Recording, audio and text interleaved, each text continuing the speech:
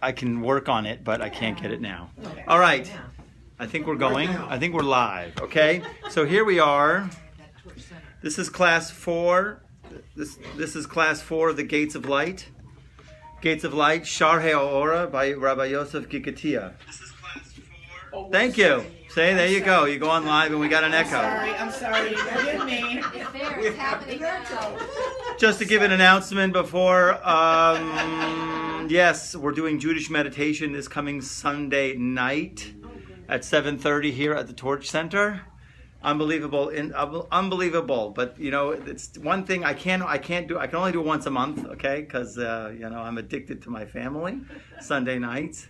So, but I'm willing to this Sunday, and unbelievable things. You should really though come at least get it and practice it, because it's not enough just to do it once a month. But even once a month is beneficial. Jewish meditation, right? Divine names and unbelievable ways to connect. What time okay? is that again? I'm sorry. 7:30 Torch Center. Okay, and I also do Gates of Reincarnation Sundays at, where's that? Brith Shalom?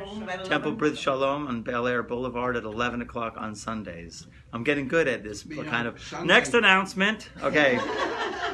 Sunday starts the book fair. Okay, so, you know, before, after, during. The book fair is ongoing. But Okay. it's only once a year. But is it one day? Is it between the hour of 11 to 12? It's a week. It's like a week long. It's a 5-minute book fair. Run in, grab it, and get out. Okay, fine. Here we go. Okay. All right, here we are. Sorry, here we go. So, okay. We're on the 8th and 7th spheres. This is interesting because up until now we've been going from the 10th to the 9th. Okay? The 10th to the 9th sphere. And all of a sudden, it's, you know, usually a chapter per sphere. But now, obviously, what happened? We've jumped, okay? We've jumped up in terms of the spherot. And now one chapter concludes 2 spherot, okay? So I just wanted to find you my chart, and which I can't find, obviously, because I don't have it. Because I hand it all out every time I come here, okay? As we know that there are 10 spherot, 10 garments. Use this one? Yeah, it'd be great so I could show it to the people in the camera. Because I don't know. And tell me what page it's on. Doesn't it have a page number? 126. 126? 126? Yeah. 126. Okay, good. Yeah, I can do this then. Here we go. Great. So this one right here. If any of you had those charts, if not, we'll try to make photocopies for you. Each one of these 10 spherot, these are the 10 illuminations. These are the way of God's 10 guiding forces. Or what I say, these are the 10 insights. And when we grasp these midot, or these qualities, and we dress in them, we emulate them. So this is our way of ascending the ladder, because this is like a ladder. We're starting from down here. We understand this name, and this name brings a certain revelation. This name brings a certain energy.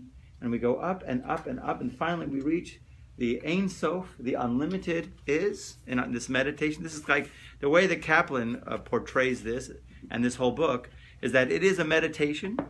And once again, I'll always reiterate the parable that the author brings in this sefer, that if someone wants something, and there is a palace full of many rooms, and you want parnasa, so if you go to, and there's many rooms, and each room contains one item, one thing, right?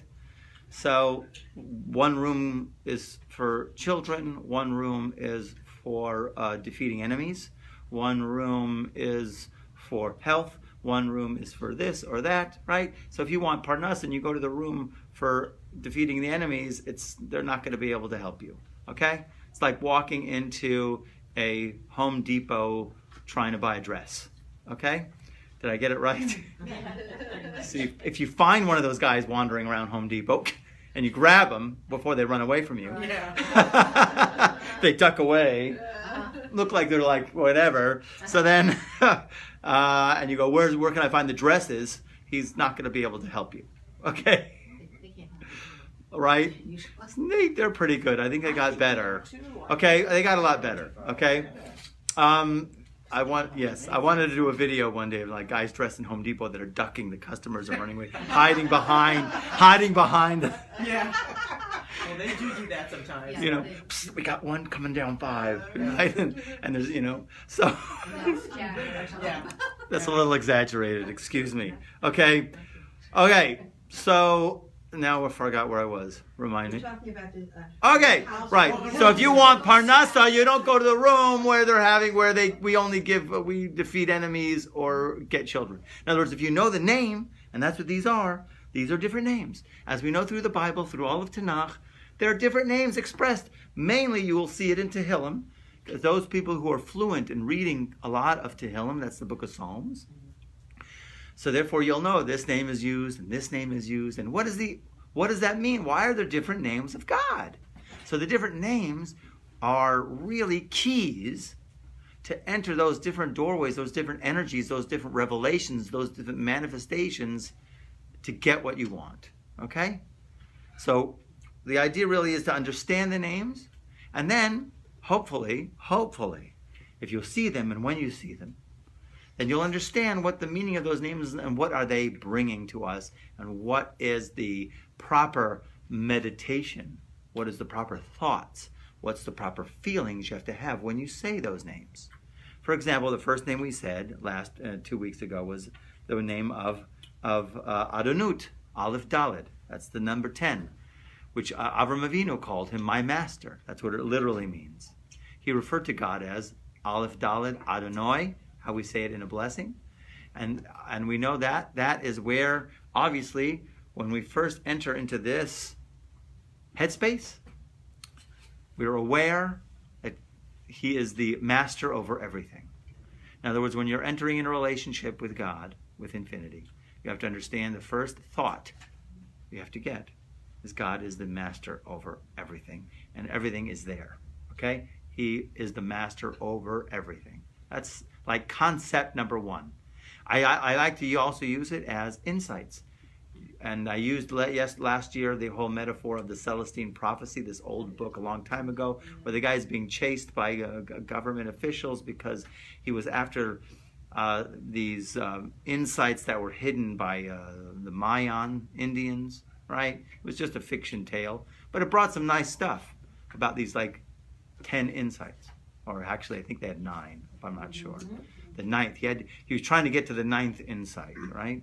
And again, it was a lot of cloak and dagger, nice, exciting, interesting book, but it was full of bulla, as we say. Okay, but in any case, the idea of what we're doing, though, we're getting into the real insights, into having a solid, sincere relationship with God.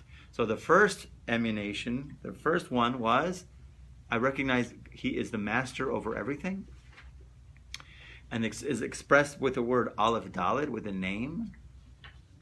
And we say it before we enter Shemona Esrei all the time. Before we take 3 steps forward, we say Adonai Sevasai Tiftach Ufi Yagid Tehilasecha. My master, open my lips and let my mouth declare your praise. And then we enter into what we call the pool that has everything, that it contains everything. Because the way we say it is, and we're going to talk a little bit more about it, is we look at the infinite light that flows down these, let's say, look at it like vessels, in a certain sense. The light flows from vessel 1 to vessel 2 to vessel 3, and all the way down till it finally rests on the last one, called the pool. Okay? So we're now entering into the pool. That's the first insight, to recognize God is the master over everything. The second one was called Keil Chai, right, which is almighty living. And that one also it has the name of Shakai. We talked a little bit about that last week. What is Shakai? You see it on your mezuzahs. 9. Right, number 9, down here, the name of Shin Dalet and Yud. What is Shin Dalet and Yud? What does that represent? What is that about? Right, it is, but I mean, it's all the Shekhinah. But obviously, there's a different concept that we're being told here. We're being told, actually, some other concept, some other insight that we have to try to dig in and feel. This is an amazing insight, okay? And we said the amazing insight is, why is it called that? So the last 2 letters of the word of Shin Dalet and Yud is die. Do you know when we say Dayenu, we sing on Passover? Dayenu, we love that song, don't we? I thought it was talking about like Diane, someone's in the kitchen with Diana, okay?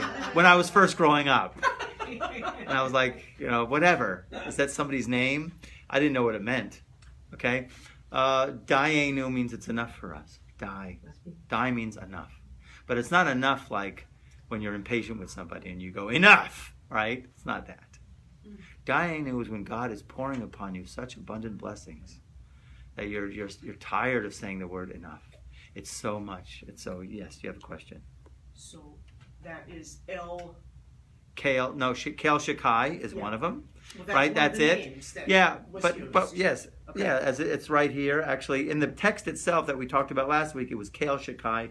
But here in this picture here, it's Shin Dalet and Yud, not Kale Shakai, but rather Shin Dalet and Yud. Shin Dalet and Yud is a prefix meaning that before a word. It's a prefix that. Dalet Yud Shakai means that is enough. That of enough. Okay? When we say Aleinu is the most amazing thing, and every time you hit Aleinu, and it's so deep, Aleinu. You know, Aleinu is such an important prayer that if you happen to be in a synagogue, and if you're not talking to somebody about, baseball or the elections, okay, or something else, right? And you're on someone else in prayer, let's say, and they're in Aleinu, you stop and you got to do Aleinu with them, because when they bow, you bow, and it's very important that bow, because that bow, according to all of the Kabbalists, right? That single little bow chases away all of the external motivations within our minds, okay? When we say that we bow, we give thanks. When we do that bow, all of a sudden, and then the language of the Kabbalists is all external forces are dissipated. You dissipate with that single bow. Poof. What do you mean by external forces? Because you're looking at me puzzled, as you always do. Okay. What would be by that? Okay. No, it's good. Exactly. Okay, here we go again. Okay. And take two. It's okay, David. You're just in for the ride. It's just a ride. Just keep your seatbelt fastened. Keep your hands inside the car at all times. And do not get up before the car comes to a complete stop. Okay? That's right. Trying to. Now I forgot where I was. Okay. The external forces are Oh, thank you. All right, good. The greatest gift that we have that it really exists within us is that we do things with sincerity, right? I mean, that is the best way we all, I know, want to really we want to be in touch with that sincerity. We want to be feeling that sincerity. We want to be expressing that. That's the highest high I think a person could be on is when they're in an absolute sincere relationship with God and definitely with all of creation, okay? So when we talk about external forces or external influences, those are what have influenced us from birth to think of, yes, but, meaning, yeah, you're doing it for God, but also for yourself, right? Or for the sake of, yeah, I'm in a business for money, for so I could, so there could be a lot of different motivations that a person has. Correct or not? Sure. Listen, there's either completely altruistic motivations, completely selfish, and then there's in between, a mixture. Okay? We'd like to get to the completely solid, sincere motivation. Okay? Just completely. And so Aleinu allows that, actually. When you do Aleinu, according to the Kabbalists and all of the Shar Kavanot and the Arizal, all the external forces are gone. Okay? So now that you are finally in an absolute sincere relationship with God, you're experiencing it. Inside of us we already are, but you like to be feeling it in a deeper way. But then we bow at Aleinu, chase away all the external thoughts, all the negativity. And then we say, we want to see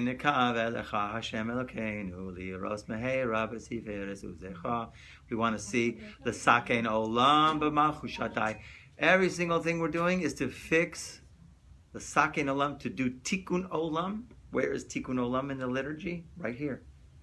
The sakein olam, sorry about my Ashkenaz dialect, the takein olam, b'malchut shakai, with the kingdom of Shin Dalet and Yud. Our goal as a unit, as a people, is to fix this world, to do tikkun olam with what? The kingdom of Shin Dalet and Yud. Gewalt. What does Shin Dalet and Yud mean? God, listen to me, let me finish, because otherwise I'm going to be asking you, where was I again? Okay? So, Shin Dalet and Yud is God. You're giving me so much. It's enough. Okay? Imagine yourself feeling that way all the time. God, it's enough. The blessings are so abundant, it's enough. Imagine the entire world, entire humanity would be like that. Now, God is so abundant, and He's pouring us on in such abundance.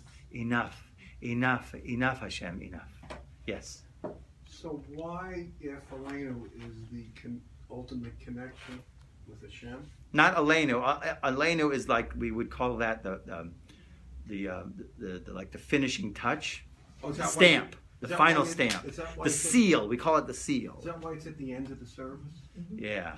It's like as long as the zombies are trying to come in the door and you're just zipping up the door, and that's it. Over. Because what was the ultimate connection? Sorry about that metaphor. I don't know why the world's into zombies these days. Because the ultimate connection should be in the beginning. What? If it was a real connection, it should be in the beginning, not the end. It's really it's before, during, and after. Okay, and the beginning is you're trying to cut the weeds. You're trying to cut away in the beginning of the siddur, and God willing, we're going to get into this in a super dynamic way after I cover certain names that we have to get through, because we're going to do the siddur Kabbalah style. Okay, that way you can just make it real. Okay, because really what it is, I forget to turn this on when you ask questions, but that's all good. Now I forgot where I was. All right. Yeah, God willing, we'll get to the Kabbalah of the Siddur. Aleinu, really, the beginning of the prayers, you got to weed out all the extraneous thoughts that we have. You got to get into another mode. And then you're connected. You got to remove all the barriers. All the beginning part is removing the barriers and then being at that oneness. And then once you're at that oneness, that zenith, you're at this one crescendo. Then after you do, that's the silent prayer. And then after the silent prayer, there's these other prayers, right? It doesn't end when you end that and you go home or go for Kiddush, okay? You got to do other things because you got to bring your insight, what you touched up there, back down into the earth. You're coming back down home. It's like your soul went out of your body and now it's coming back down in a certain way. So now when you're coming back down into the earth, into here, into the world, with your new spirited energy, your soul is now energized, okay? So now you got to, oh my gosh, I'm back in the world of the zombies, okay? I got to deal with it. So you need Aleinu to go ahead and, keep all that stuff at a distance. Now that you're in the world, you need to fortify yourself. So Aleinu is like the fortification, okay? Puts up the boundaries. All right? Now I forgot where it was. No, now we got to do 7 and 8. Okay, the 8th and 7th spheres, okay? We are now, okay, O Hashem Elokim, okay, which was really, were those left over? All right. So I had it here in the sheets here that I had handed out, okay? If anybody online sees this, just email me at ycohen@torchweb.org and I'll send you a copy. Okay? But if you see, not at the top of the page, here we're on this one's, I just like to read the Hebrew, right?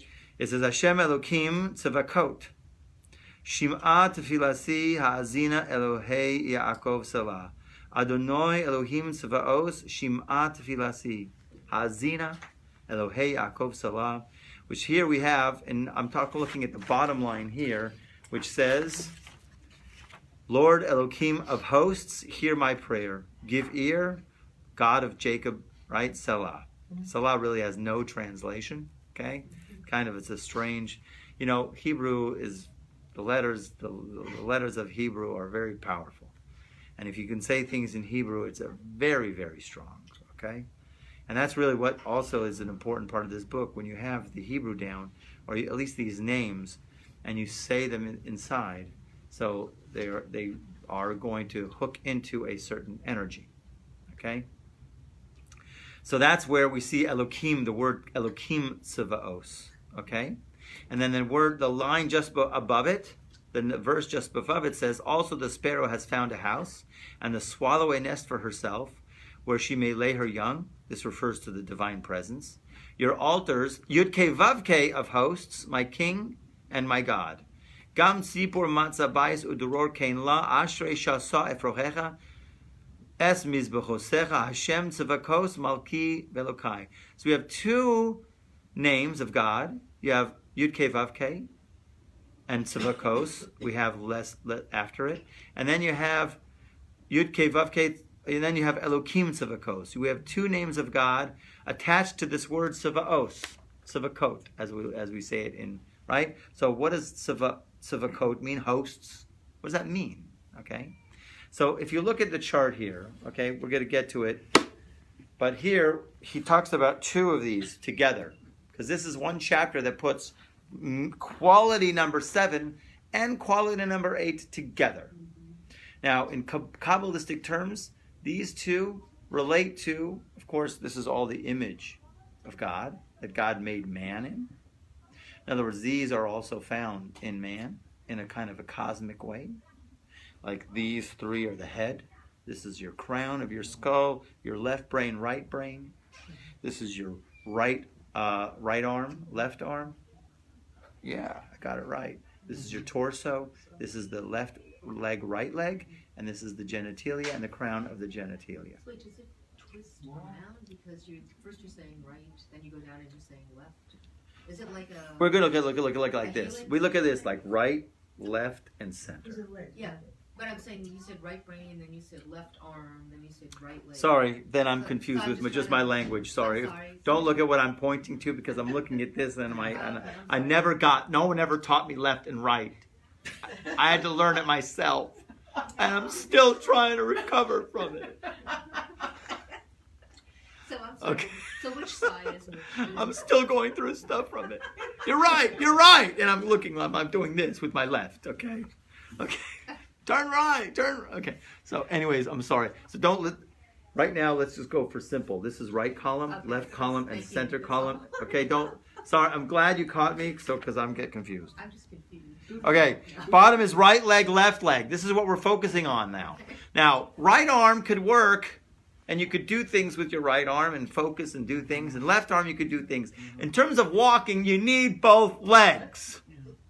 You need two legs. You can't do with just one leg. The angels stand on one leg. Okay. They don't move much. That's why they have one leg. Angels have one foot.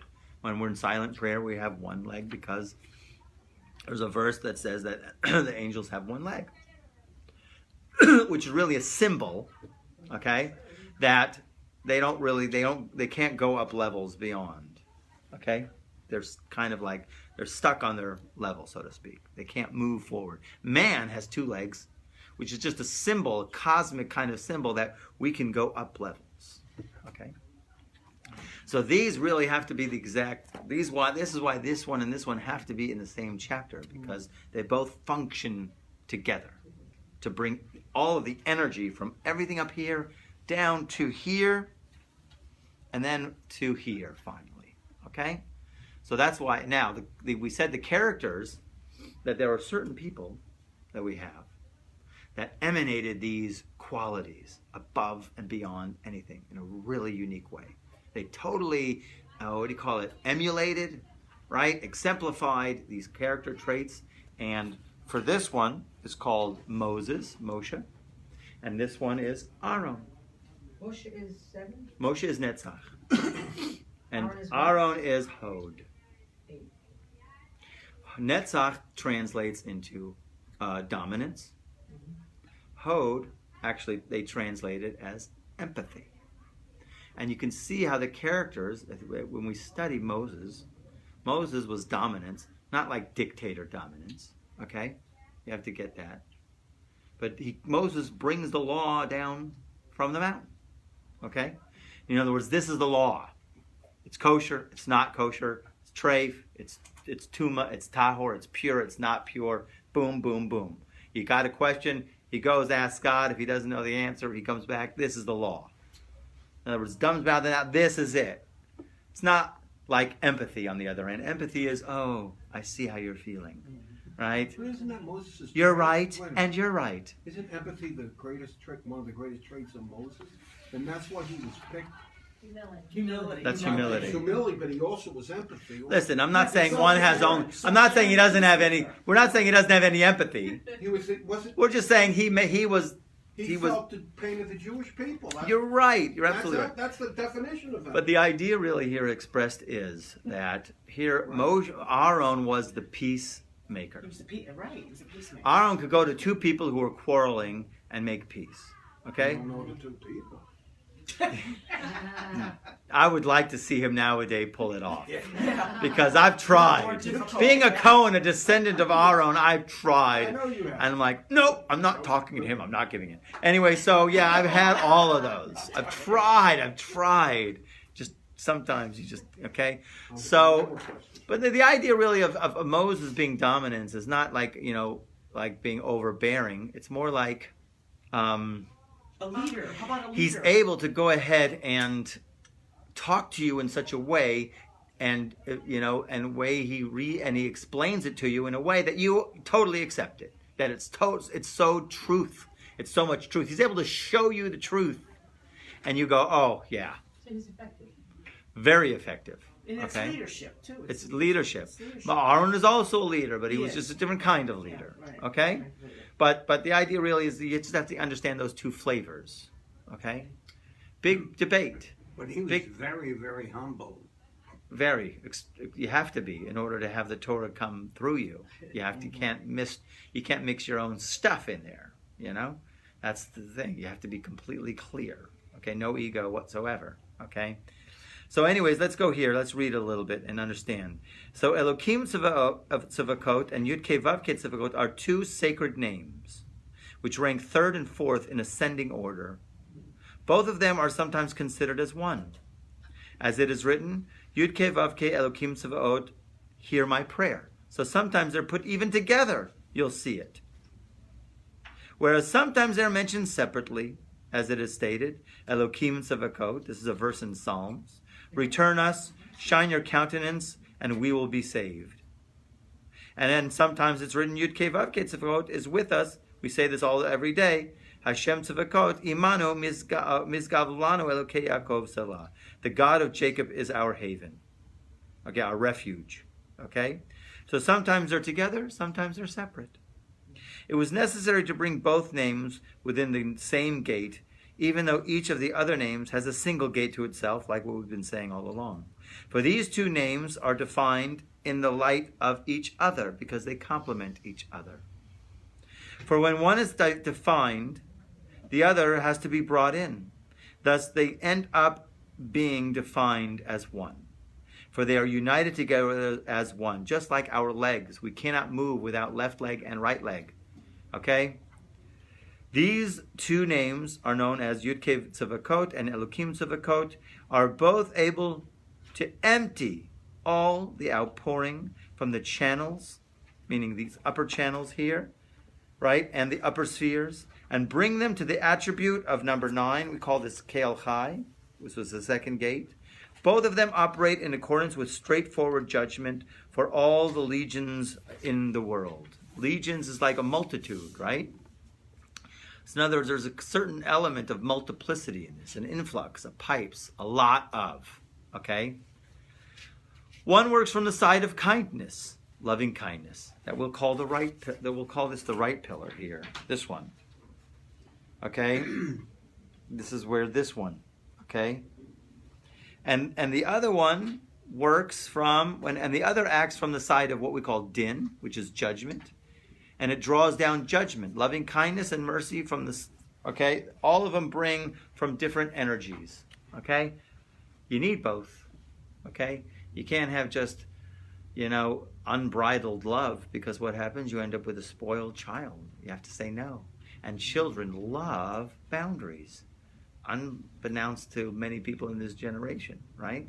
They don't understand boundaries, okay? Besides a lot of other things like hard work, and you have to earn, right?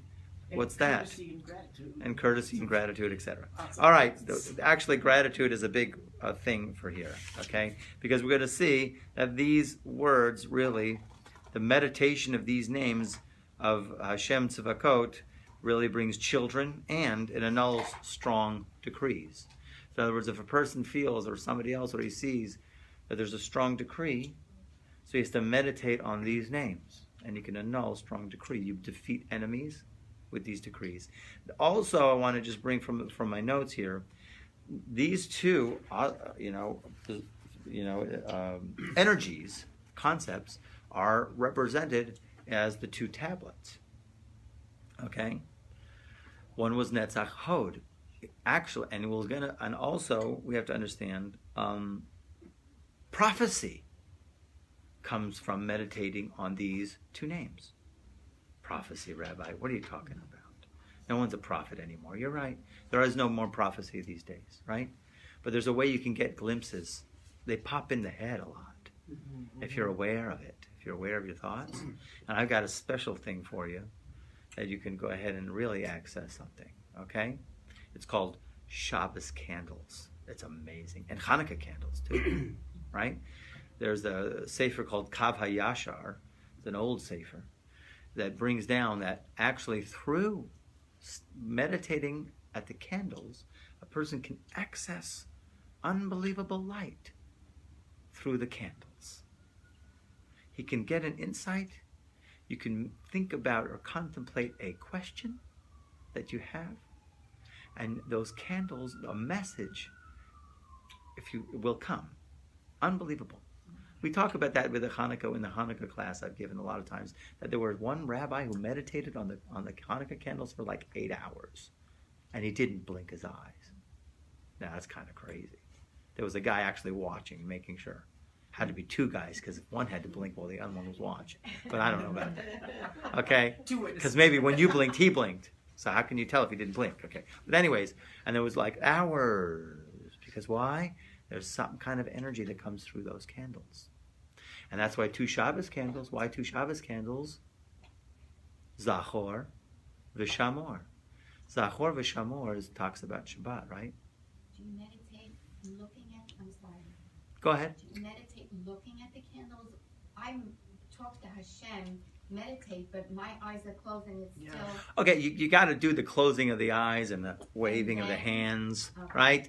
Okay, but after that, you can look at them. Okay, the reason why you block your hands is because, you have to light them before, because once you say the bracha, you're accepting Shabbos, and you can't do a malacha, you can't do any work after you've already accepted Shabbos, so therefore that's why they light the candles first, and then they say the bracha. So I don't know where this comes from. I really don't know. I'm sorry, if you know, I'd like to hear it. Anybody want to share here? All I know is... Well, some of them do it this, that... We're gonna bring Luca Brazzi in. We're gonna, and Figo Bambino, and then we're gonna bring. I think, from what I understand, is you want to benefit from the candles, so you want to block your benefit. You light them, you block the benefit, and then when you say the bracha, then you benefit. Okay. Because brachas should be said before you do the thing or get the benefit from it, like fruit or a mitzvah. You want to primarily say the blessing before you do the mitzvah. Here you just caught into like a catch-22. So you light them, block, say the bracha, and then you meditate. And then you say the rest of your prayers while looking at the candles burning. Oh yeah, you say all kinds of prayers, and that's it. The gates are open, and you meditate on the candles. So the candles, Zachor v'Shamor, it's these two names. Elokim Tzivakot, which is Zachor, right? And Yud Kei Vav Kei Tzivakot is Shamor, or maybe it's the vice versa, right? Zachor v'Shamor, right? Zachor is the right, so that's Yud Kei Vav Kei Tzivakot, and Shamor is Yud Kei Vav Kei is Elokim Tzivakot. And then you see what comes. You have to do it, and then and then come back to me, okay? Or you can Like people have emailed me on this because they're watching on Facebook, and they go, a lot of questions, right? It's nice because I appreciate that people are inquisitive. It's really nice. Okay, so anyways, we have two forces or two energies, and you need both. You always need a blend of both. You can't have unbridled love. You need a cutoff point, but you can't have too much discipline because then you're scary. Then you're like heavy, right? Anybody know anybody who's heavy in their lives? You ever experience anybody who's a heavy? Nobody here is a heavy, thank God. Even you, Gary, you're not a heavy. I know a heavy, okay? Baruch Hashem, my son is a heavy. He's a great heavy. He's a wonderful guy, but he's a heavy, okay? Heavy is like, yeah, not, it's a different sense of humor. Let's just call it that. Yoni is a phase. Samuel's on the thing. Like really serious. Sort of energy. It's an energy. Okay, it's good. It has a place for it. But you can't be too heavy. He's not too heavy. He's cool. But there's inclinations, Okay, let's go on. We must inform you that the attribute of Yud Kei Vav Kei Tzavakot draws from Chesed Elyon. That's called the highest loving kindness. And that's called Chesed Avraham, the kindness of Avraham, which is eternal loving kindness through the attribute of Kel Chai. Thus, the attribute of Kel Chai includes all. This is an important point, and is therefore called the word Kol. We see the word Kol everywhere, okay? It's in a lot of places, and here you have to know it. If you don't know it until now, the word Kol is a code word, okay? For it is all contained in it. Everything is contained in it. All the spheres are influenced by the forces of loving kindness, judgment, and mercy through these two words when they're together, Yud Kei Vav Kei Elokim Tzavakot. And this is the essence of I, Yud Kei Vav Kei, do it all. Okay, I do everything. Okay, when we said these three forces, and you have to understand the three pillars. These are the three guiding forces, and they come as a force. Okay, so we said the right was kindness, the left is din, judgment. What is the middle pillar? The middle pillar is what we call rachamim. Okay, rachamim basically says, right? In other words, you want it. God, I want it. Right? Love says, oh, give it to him. Din says, no way. Okay? You don't deserve it at all. You are a low life, Right? So the middle pillar says, you don't deserve it, but we're going to give it to you. Okay? In other words, you don't really deserve it, but we're going to give it to you, but we're going to give it to you in this kind of way. It has to be given to you in this way. That's called rachamim. That's called compassion. Okay? You want it in the right way. You don't want too much. Okay? And that is going to be expressed by the word kol. For kol emanates from the attributes known as kol. This is an interesting word, kol. Kol means literally all. Think of this word, all. And Elohim looked at kol, all that he had made, and behold, it was very good. In the Genesis, where we say, Elohim yara bakol v'hinei tov me'od. He looked at everything. Here's the word kol. Okay? All. Think of all. And this is the most important line. V'Hashem berach et Avraham ba kol. Avraham was blessed with kol. Now, there's different commentaries on what that means. Some people say he had a daughter whose name was Kol. Didn't know about the hidden daughter. Where was she kept? She was in a basement. I gave her spaghetti every day. I fed her plates of spaghetti under the door. No, she didn't have it. Okay? The daughter, of course, is the Holy Shekhinah. It's the divine presence. Okay? But I want you to, now we're going to get into something here. Okay? And it is the word kol. Now I want you to think about this. And this is the meditation of these names. And this is the concept and the feeling you have to get when you contemplate these two names. And when you're confronted and you're seeing in the liturgy, whether it's in the prayer book or you're saying Tehillim, or you're just reading the Torah, and you see these names expressed, you have to instantly think of this word, kol, everything. And you have to say this to yourself. And I want you to try to get a feeling as you're saying this. This is the meditation segment of the class, okay? I am connected to everything. Okay? Now imagine saying this to yourself. with a real feeling. I am connected to everything. I am blessed with everything. Okay? Because in a real sense, we really are. Our souls are always connected to the divine through these attributes, through these names. And when you embody this concept, okay, how does that make you feel? Okay? This is the feeling that the prophets needed to have in order to get prophecy. The divine presence would not rest on someone who's sad. And it did not rest on someone who feels that they're lacking. Okay? So the prophet, can only reach that point where he feels, I am so connected to everything. Okay? So, and we have already, just a few more minutes here, and we have already stated that the attribute of Kel Chai is also called Kol. Okay? All. For all is contained in it, and when it pours into the last attribute called Aleph Daled, Adonut, Adonut is also called Kol. Everything becomes Kol when you reach this state. For it is included in Kol through the verse, for my name is near to him. For when the attribute of Adonut is contained in Kol, this concept of all, it effuses its blessing to all of creation. Therefore, the general name for all creation is called everything, all. Through the attribute of Aleph Daled, Adonut, which sustains each creature, each according to its kind. Now you must apply this rule wherever the word Kol, all, is used, because it teaches three things. Sometimes it teaches this attribute of Kel Chai, I am connected to life. Sometimes it teaches the attribute of Adonut, which means the pool of the master of everything. And other times it refers to the whole of creation. The reason, as we have said, is that from the power of all is brought forth. This is an unbelievable line when I saw this. The power of all. What does that mean? The power of all. Okay? Not the power of voodoo. Okay? Voodoo, you do. Okay? Right? When you believe, see, we always say this, and there's a very deep rule that I always teach. A lot of our experience is created by the thoughts that we habitually think. Our experience of every single thing, everything we experience is created from our thoughts, our attitudes, and our beliefs. Okay? If we believe less than all, then what's going to happen?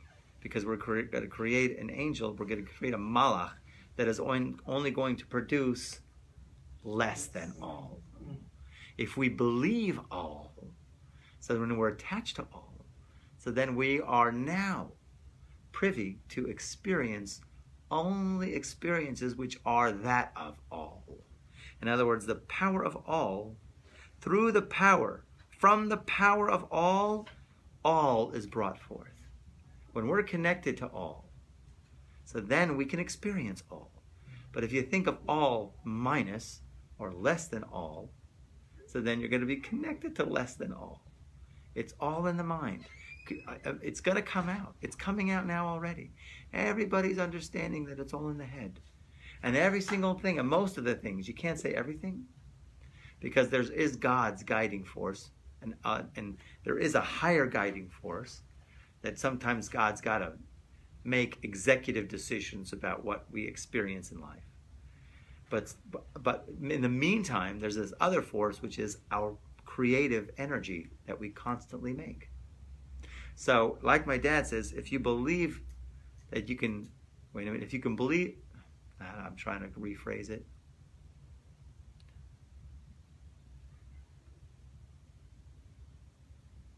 If you don't believe you can have it all, then you get to choose less than all that you could have. Okay? So when it says God blessed Abraham with all, okay, that blessing is carried down to us. But you have to believe it. You have to believe you're connected to all. Okay? And when you embellish that thought, incorporate that thought, okay, then you see how much it's a training, because you understand you got to get rid of all the craziness that's already in your brain. Okay? Yeah, you got a question there. Okay, we're going to stop right now. Okay?